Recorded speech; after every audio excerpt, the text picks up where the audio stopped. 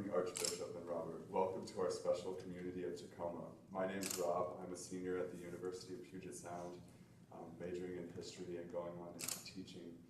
I was wondering, you've stood up a lot for making your community a better community in South Africa. And could you describe what you see as the ideal community, or what attributes make a really effective community? For one thing, I think we will never get to be, certainly on this side of death, I don't think we're going to be able to say, now we've made it. But that we are going to be, we want to move towards the kind of society that is compassionate, truly compassionate, that cares. A society where everyone knows that they matter. Not everyone is going to have, a Mercedes-Benz to drive, or any of that kind of thing. But that they know they count. I mean, that when someone says, this is my point of view, it is not dismissed as if it didn't matter. A caring community, one that shares. You know, you Americans are actually some of the most generous people. I'm not saying it because I'm in America just now. You really are. I mean, there are other things about you that are less. But I think, I mean, when you look around the world, in terms of philanthropy, there are very few who can hold a candle to you. There's that side of you. I mean, you're crazy about others. I mean, you can still drag someone behind a truck. You can still kill someone because they are gay. I mean, you're crazy. And you can be as racist as the worst of them. And yet, you do have a black man in the White House. You know, I mean, you're crazy. Totally. But you are one of the most generous people in the world. And one would like most of our societies, I mean, to be that. That we shouldn't have, as we do now, people going to bed hungry. Can you imagine what that must be like? There are what? About 1.5 billion people who every night go to bed hungry. Is it tolerable? We've got the capacity to ensure that everybody eats.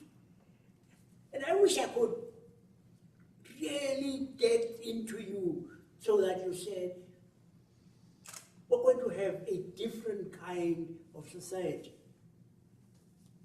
That we really will have one where no child dies because they've drunk contaminated water.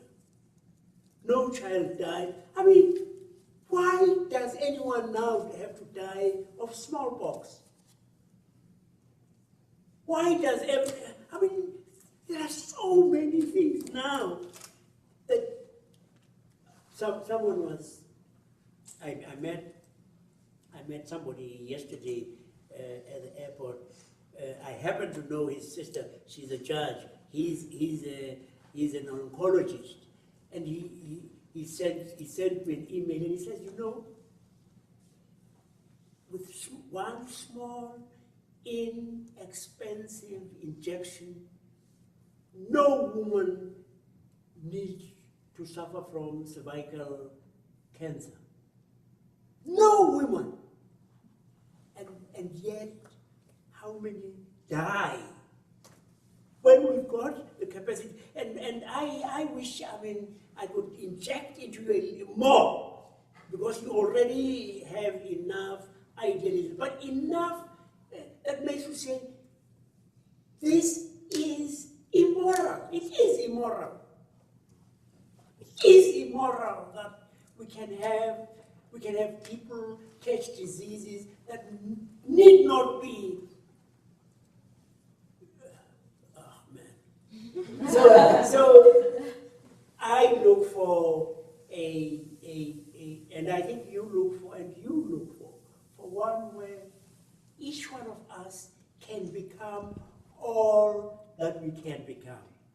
I think my brother-in-law is a few years older than you. He's 25, and what I'm always struck with him and friends who have children who are sort of in the broad age group that you're in, is that the issues that my generation was raised and was very concerned about were issues of gender equality, of questions around race in America, human sexuality, and I don't mean to imply for a moment that there isn't work to be done in those areas, because God alone knows that there's plenty to be done.